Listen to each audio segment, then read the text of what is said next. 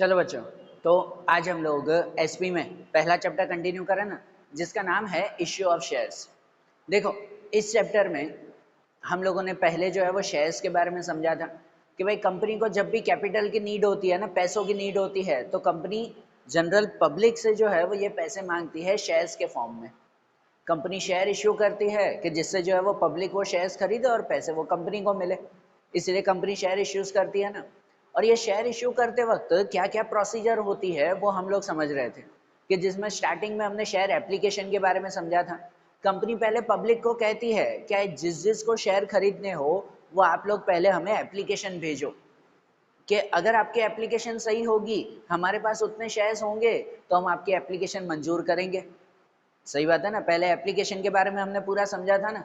वो एप्लीकेशन को मंजूर करना जिसे कहते हैं अलॉट करना, बराबर। अलॉटमेंट के बारे में, अलॉटमेंट के बारे में हमने सेकंड पॉइंट समझा था। और आज उसके बाद का पॉइंट आता है, जो पॉइंट आता है शेयर कॉल। शेयर कॉल के बारे में हम लोग समझें तो शेयर कॉल किसे कहते हैं? कहते हैं कि कंपनी जब भी शेयर इश्यू करती है ना, तो पब्लिक से शेयर के पूरे पैसे एक साथ नहीं मंगवाती, थोड़े से पैसे एप्लीकेशन के वक्त मंगवाती हैं और बाकी के इंस्टॉलमेंट में मंगवाती है। कि जैसे हमने एप्लीकेशन और अलॉटमेंट की प्रोविजन समझे थे कि जिसमें कंपनी जो है वो शेयर होल्डर से मिनिमम 5% वो एप्लीकेशन के वक्त मंगवाती है। कि अगर 100 रुपए का शेयर है ना, तो लोगों से कहेंगे कि फिलहाल 5 रुपए दो या फिलहाल 10 रुपए दो एप्लीकेशन के वक्त। ये समझा था ना एप्लीकेशन में, कि चलो फिलहाल जो है वो ये 10 रुपए आप लोग दे दो। वो एप्लीकेशन, अगर एप्लीकेशन मंजूर हुई तो आपसे दूसरे पैसे मांगेंगे, अगर एप्लीकेशन मंजूर नहीं हुई तो आपके पैसे आपको वापस। ऐसा ही होता है ना कि आपने अगर मुझे एप्लीकेशन दी हो कि आपको 100 शेयर चाहिए, 10-10 रुपए के हिसाब से आपने मुझे जो है वो 1000 रुपए भेजे।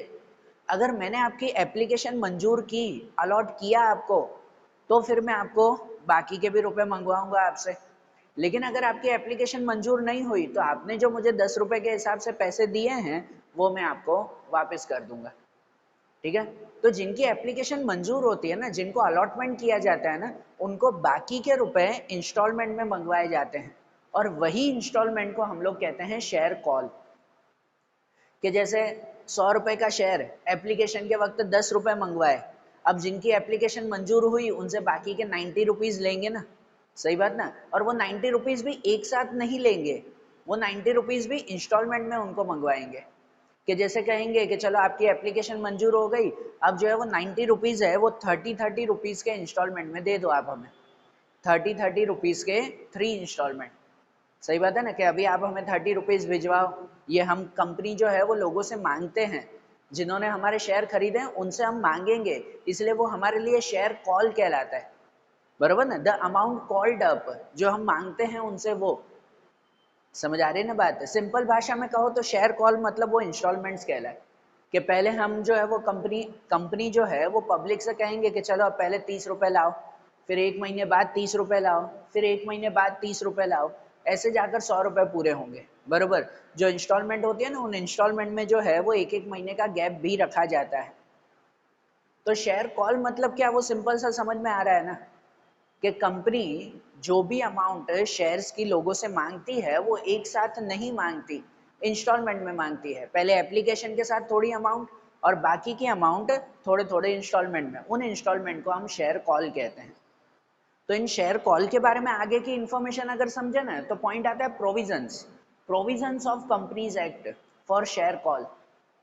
कि इस शेयर कॉल के लिए कंपनीज एक्ट के अकॉर्डिंग कंपनी के जो आर्टिकल होते हैं, पता है जो स्टार्टिंग में आर्टिकल बनता है, मतलब कंपनी जब रजिस्टर होती है ना, शुरू होती है ना, तो उसमें जो है वो अपने सब रूल्स रेगुलेशंस लिखती है, अपने प्रोविजंस, अपने आर्टिकल्स लिखती है।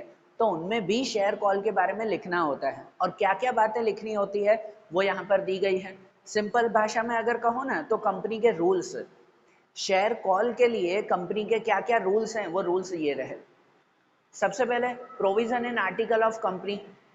कंपनी जो अपना आर्टिकल बनाती है उसमें कंपलसरी उसे शेयर कॉल के बारे में लिखना होता है कि अगर हम शेयर इश्यू करेंगे तो कैसे इंस्टॉलमेंट में मंगवाएंगे, या हम इंस्टॉलमेंट में मंगवाएंगे या एक साथ जो है वो पूरे पैसे मंगवा लेंगे, बरोबर ना। ऐसा कंपनी को जो है वो पहले ही अपने आर्टिकल में लिखना होता है शेयर कॉल के बारे में, कि वो पैसे कैसे मंगवाने वाली है, सब एक साथ या इंस्टॉलमेंट में। Then call without any bias, ये कंपनी का रूल है कि कंपनी जब भी शेयर कॉल करेगी, मतलब लोगों से जब इंस्टॉलमेंट मंगवाएगी ना, तो वो विदाउट एनी बायस होना चाहिए। बायस मतलब कोई भी तरह के भेदभाव के बिना। ऐसे नहीं कि कोई पर्टिकुलर पर्सन से इंस्टॉलमेंट ज़्यादा मंगवाए, दूसरे से जो है वो इंस्टॉलमेंट कम मंगवाए। ऐसा नहीं कि समझो जैसे मैंने बताया 10 रुपये एप्लीकेशन के साथ आ गए और उसके बाद बाकी 30-30 रुपए की इंस्टॉलमेंट है, 30-30 रुपीज़ की 3 इंस्टॉलमेंट, तो 100 रुपए का शेयर पूरा होगा। तो ऐसा नहीं किसी से 30 रुपए मंगवाए हैं, किसी से 25 मंगवाए, किसी से 20, तो किसी से 40 मंगवाए, ऐसा नहीं होना चाहिए। जो भी शेयर होल्डर्स हैं, जो एक जैसे शेयर होल्डर्स हैं, उनसे एक जैसे ही रुपए हमें मंगवाने चाहिए, ये कंपनी का रूल है। Then resolution in a meeting of BOD, board of directors, share call से पहले जो है वो बोर्ड ऑफ डायरेक्टर की एक मीटिंग होनी चाहिए कि जिसमें रिजोल्यूशन पास होना चाहिए। रिजोल्यूशन मतलब समझो ना कि एक रूल वहां पे पास होना चाहिए कि हाँ अब हम लोग जो है वो शेयर कॉल की अमाउंट मंगवाएंगे, बरोबर ना। शेयर कॉल की अमाउंट, ये इंस्टॉलमेंट मंगवाने से पहले बोर्ड ऑफ डायरेक्टर की मीटिंग में वो क्लियर करना चाहिए कि हाँ अब जो है वो हमें ये अमाउंट मंगवानी है। बोर्ड ऑफ डायरेक्टर्स मंजूरी दे उसके बाद ही वो अमाउंट मंगवाई जाती है, तब तक नहीं। देन डिमांड नोटिस, जब भी लोगों से जो है वो ये अमाउंट मंगवानी हो ना, तो उससे पहले जो है वो उन्हें कम से कम 14 डेज पहले जो है वो उन्हें नोटिस देना चाहिए कि अब आपको ये इंस्टॉलमेंट देनी है। समझो भाई आपने मेरे शेयर खरीदे, तो एप्लीकेशन के वक्त आपने मुझे 10 रुपए दिए, अब मुझे आपसे 30 रुपए और मांगने हैं, पहली इंस्टॉलमेंट मतलब पहले कॉल के हिसाब से, फर्स्ट कॉल के हिसाब से मुझे आपसे 30 रुपए और भी मांगने हैं। तो कम से कम 14 डेज पहले जो है मैं आपको डिमांड नोटिस भेजूंगा।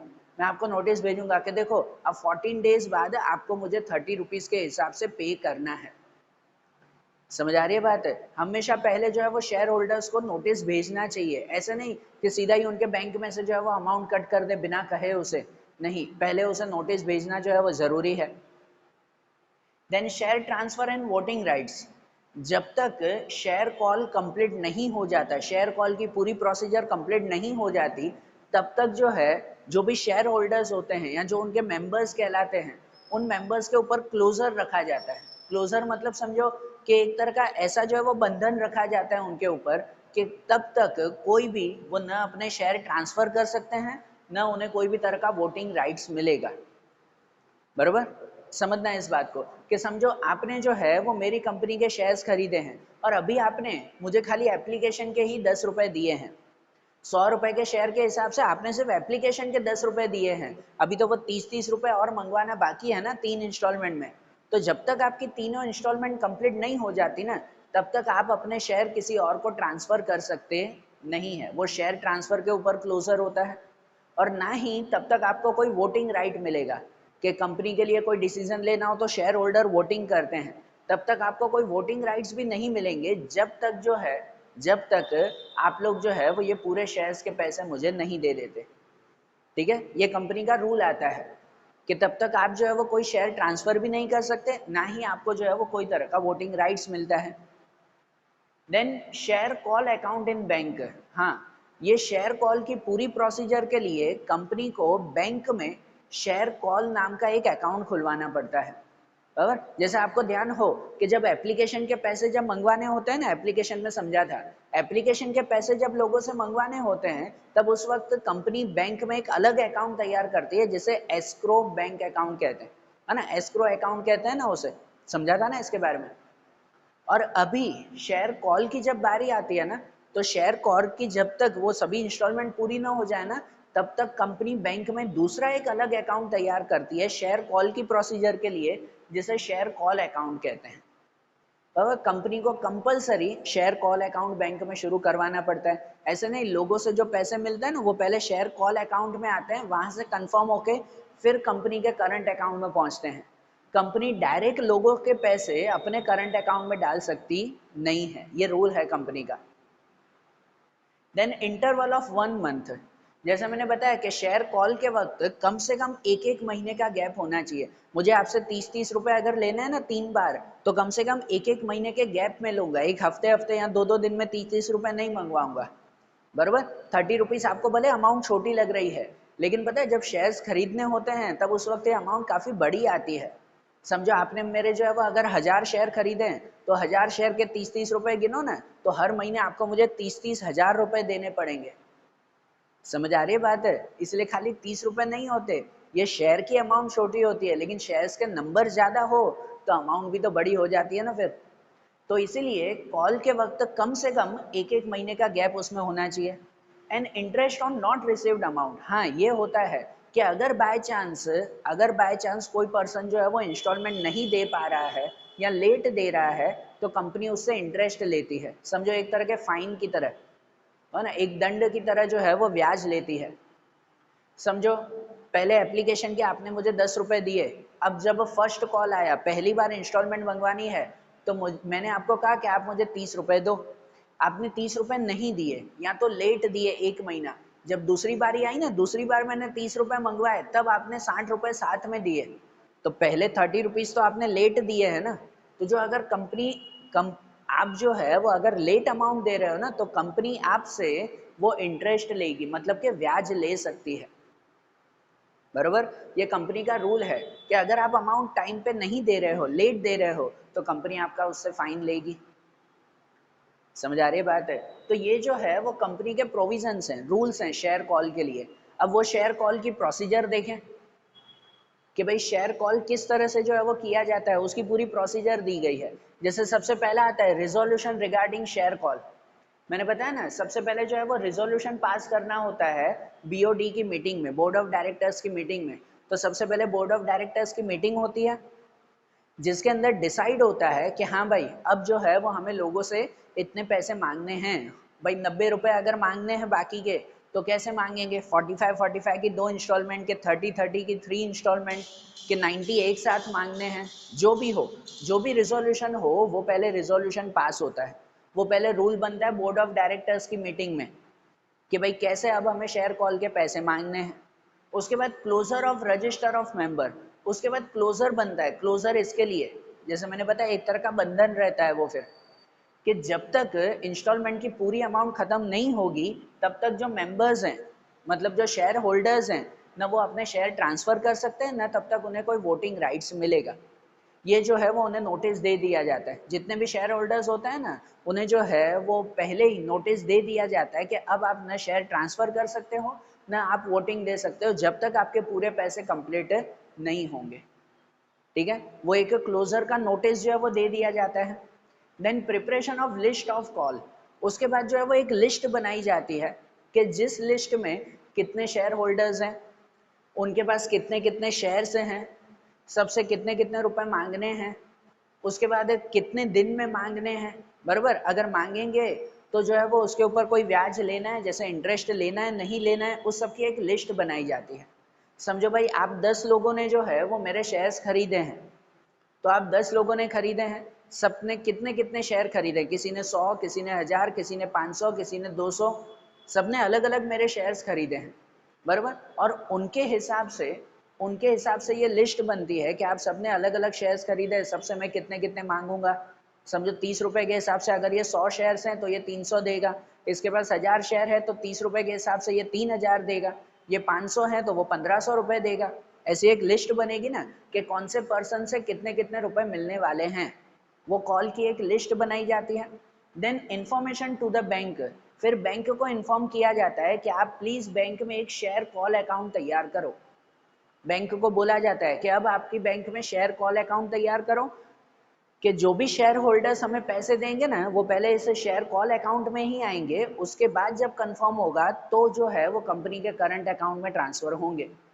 तो वो बैंक को इन्फॉर्म किया जाता है कि अब जो है वो शेयर कॉल की अमाउंट पूरी आपके बैंक में आएगी। ठीक है ना। Then sending notice of call, उसके बाद सभी शेयर होल्डर्स को नोटिस भेजा जाता है। जैसे यहाँ डिमांड नोटिस हमने बताया था, शेयर होल्डर्स को नोटिस भेजा जाता है कि 14 डेज पहले नोटिस भेजा जाता है कि आप 14 डेज के अंदर आप सब पहली इंस्टॉलमेंट पे कर दो, कि भले 30 रुपए हो, 45 रुपीज हो, या जो भी हो, आप पहली इंस्टॉलमेंट पे कर दो, ऐसा उन्हें नोटिस दिया जाता है। वरना नोटिस कम से कम 14 डेज पहले होना चाहिए। On the spot share holders को नहीं कहते कि अब जो है वो कल ही आपको पैसे देने दे देना, अब एक ही दिन में नहीं, कम से कम 14 डेज का टाइम शेयर होल्डर्स को दिया जाता है। Then payment of call on shares, उसके बाद पेमेंट रिसीव की जाती है, फिर बैंक जो है वो चेक करती है कि कितने शेयर होल्डर्स ने पैसे दिए। बाबा जरूरी थोड़ी सभी पैसे दे, कोई जो है वो पैसे न दे तो जैसे मैंने बताया कोई कोई होते हैं वो पहली इंस्टॉलमेंट में पैसे नहीं देंगे, दूसरी इंस्टॉलमेंट में 60 रुपए साथ में देंगे, फिर वो भले उन्हें ब्याज लगे फिर भी होते हैं ऐसे लोग। तो फिर वो बैंक जो है वो चेक करती है कितने लोगों ने पेमेंट की और उसका एक पे इन स्लिप बनाती है। पे इन स्लिप मतलब एक जो है वो समझो बिल जैसा बनाती है जो कंपनी को भेजती है बैंक। बैंक वो कंपनी को भेजती है कि हाँ भाई इतने लोगों ने आपको पैसे दिए हैं। Then recording call money received in call list, उसके बाद जो है वो जितने कंपनी को जब पे इन स्लिप मिल जाती है तो कंपनी अपने अकाउंट में अपनी बुक में लिखती है कि कितने लोगों ने पैसे दिए और कितने के बाकी हैं, कितने लोगों से बाकी हैं, तो उन्हें फिर नोटिस भेजती है कि भाई आपने पैसे क्यों नहीं भेजे। बराबर ना, आप 10 लोगों ने मेरे शेयर खरीदे हैं, 10 में से 9 लोगों ने जो है वो मुझे पैसे दे दिए, कॉल के पैसे दे दिए, एक ने नहीं दिया, तो वो यहाँ पर लिस्ट बनती है recording call money received in call list. उस लिस्ट में जो जो पैसे मिले ना उसकी रिकॉर्डिंग होती है, और जो एक ने पैसे नहीं दिए तो उन्हें नोटिस भेजा जाता है कि भाई आपने पैसे क्यों नहीं दिए। और जो पैसे नहीं देता है ना तो उस सिचुएशन को हम लोग कहते हैं call in arrears. Call in arrears, arrears मतलब बाकी, कि भाई इसका कॉल इसकी इंस्टॉलमेंट बाकी है, वो अलग से एक लिस्ट बनाई जाती है कॉल इन एरियर्स की कि हाँ भाई इन लोगों ने पैसे नहीं दिए, फिर क्या करना है उसका वो आगे समझेंगे। जो पैसे नहीं दे तो क्या करेंगे वो आगे के पॉइंट्स में समझेंगे हम लोग। और ये जो प्रोसीजर देखी ना तो अब एक अलग पॉइंट आता है इसी कॉल के ही रिलेटेड कि ड्यूटीज ऑफ सेक्रेटरी। जैसे पहले में मैंने आपको बताया था कि हमारा सब्जेक्ट चल रहा है सेक्रेटरियल प्रैक्टिस का, तो जो कंपनी के सेक्रेटरी होते हैं उसकी ड्यूटीज क्या है, वो शेयर कॉल के लिए क्या क्या काम करते हैं, वो हम लोग यहाँ पर समझे कि ड्यूटीज ऑफ सेक्रेटरी, कि जिनमें यही प्रोसीजर, ये पूरी प्रोसीजर जो है वो ये सेक्रेटरी संभालता है। क्या क्या काम करता है, सबसे पहले वेरीफाइंग प्रोविजन इन आर्टिकल।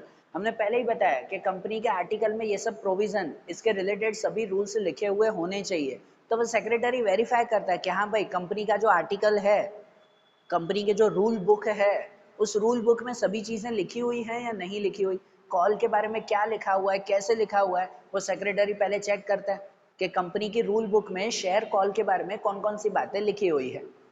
बराबर, वो पहले वेरीफाई करेगा secretary. Then to get the resolution, फिर सेक्रेटरी जो है वो बोर्ड ऑफ डायरेक्टर की मीटिंग अरेंज करेगा। जो मैंने बताया कि बोर्ड ऑफ डायरेक्टर की मीटिंग में ही जो है वो रिजोल्यूशन पास होता है कि भाई कॉल के पैसे कैसे और कब कब मंगवाने हैं।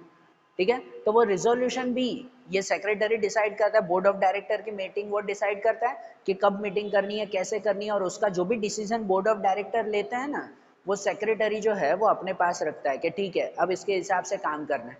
डिसीजन बोर्ड ऑफ डायरेक्टर्स लेंगे, अब उसके हिसाब से काम ये सेक्रेटरी करेगा। Then issuing notice in newspaper 7 days before the closure of register of member. जो हमने बताया कि closure of register of member मतलब शेयर ट्रांसफर और वोटिंग राइट्स का जो है वो बंधन उनके ऊपर रखा जाता है, तो वो 7 दिन पहले जो है 7 दिन पहले ही न्यूज़पेपर में ऐड दी जाती है। न्यूज़पेपर में ऐड दी जाती है कि अब जो है वो हम लोग कॉल मनी मतलब जो है वो ये इंस्टॉलमेंट में पैसे मंगवाने वाले हैं, तब तक अब कोई भी शेयर होल्डर न शेयर ट्रांसफर कर सकता है, ना ही जो है वो कोई वोटिंग के लिए काम कर सकता है, ना ही वो कंपनी के लिए वोट दे सकता है। बराबर, ये ऐसा नोटिस न्यूज़पेपर में जो है वो ऐड करना होता है हमें। और ये न्यूज़पेपर में कौन ऐड करता है, तो वो ऐड करता है ये secretary. Then list of call in arrears, जैसे मैंने बताया कि कॉल इन एरियर्स मतलब अगर कोई पर्सन पैसे नहीं दे रहा है तो उसकी लिस्ट वो तैयार करता है।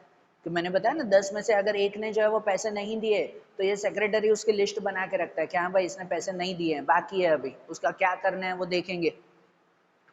Opening a bank account, actually ये पॉइंट पहले आना चाहिए कि ओपनिंग अ बैंक अकाउंट, जैसे मैंने बताया ना उन्हें शेयर कॉल अकाउंट जो है वो तैयार करवाना होता है बैंक में। शेयर कॉल के लिए बैंक में शेयर कॉल अकाउंट बनता है, तो वो शेयर कॉल अकाउंट तैयार करने का काम भी इसका। And making note of call money, ये कॉल मनी में कितने पैसे मिले या कितने पैसे नहीं मिले उसकी नोट, उसकी भी एक लिस्ट वो ये सेक्रेटरी तैयार करता है कि 10 में से 9 लोगों ने पैसे दिए, एक ने नहीं दिए, जिसने नहीं दिया वो कॉल इन एरियर्स कहलाया। ठीक है ना, मतलब शेयर कॉल की भी जो पूरी प्रोसीजर होती है ना, ये जो प्रोसीजर समझी, ये पूरी प्रोसीजर यही संभालता है, सेक्रेटरी ही संभालेगा वो। समझ आ रही है बात? तो आज देखो जैसे हमने शेयर कॉल के बारे में पूरी इंफॉर्मेशन समझी ना, अब इन्हीं के ही रिगार्डिंग दूसरे पॉइंट्स भी आते हैं कि अगर कॉल के वक्त कोई पैसे नहीं दे रहा है और कॉल इन एरियर्स आ रहा है, कॉल इन एरियर्स कि जिसने इंस्टॉलमेंट के पैसे नहीं दिए तो फिर क्या किया जाएगा। अब उसके रिलेटेड क्या किया जाता है वो पॉइंट जो है वो शेयर फॉर फीचर का पॉइंट आता है, जो पॉइंट अब हम लोग नेक्स्ट वीडियोस में देखेंगे। Okay, thank you.